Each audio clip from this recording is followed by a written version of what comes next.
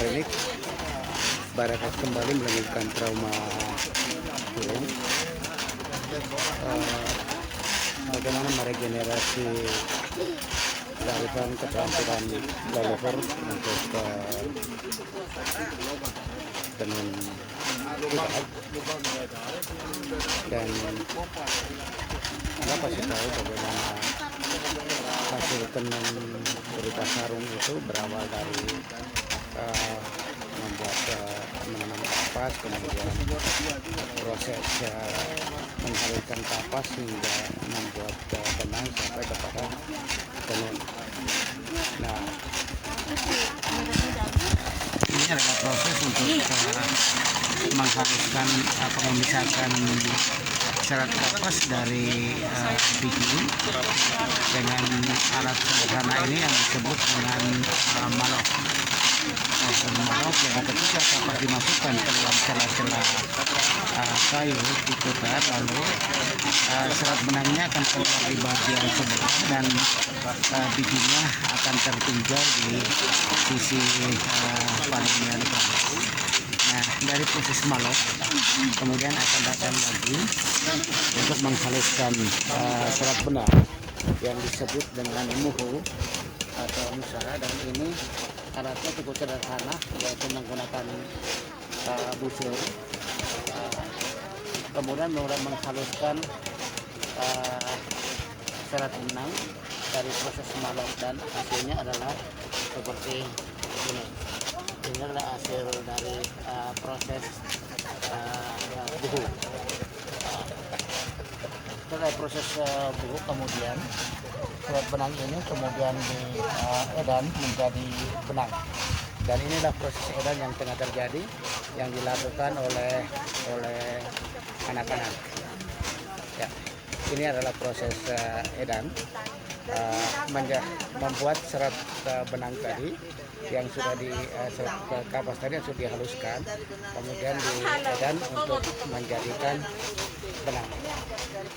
Nah, dari benang ini kemudian masuk kepada proses menggulingnya untuk menjadikan ini, kemudian masuk kepada pewarnaan.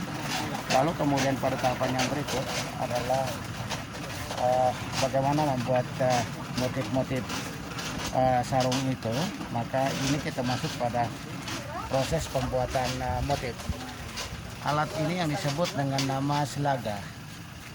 Ini tadi disebut nama selaga, dan ini mereka anak-anak menggunakan tali rafia untuk mengikat, dan tempat yang mereka ikat itu sudah didesain bahwa kemudian hasilnya akan membentuk motif seperti apa itu tergantung dari desain awal.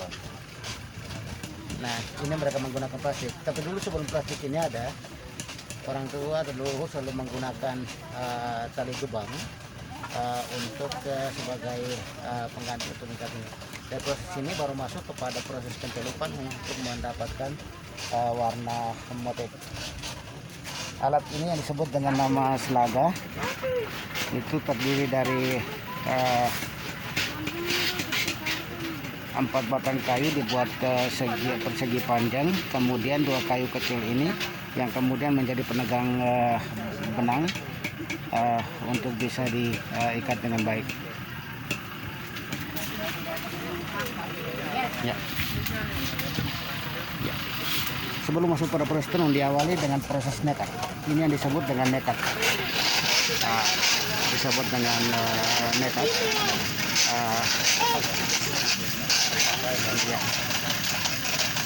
Dari ini dulu baru kemudian ditenun. Jadi bagaimana benang-benang tadi mulai diguling, kemudian mulai dibuat proses nekat untuk masuk kepada penyekat. Ini dari benang yang tadi, kemudian ini kemudian hasilnya dalam bentuk sal atau selendang.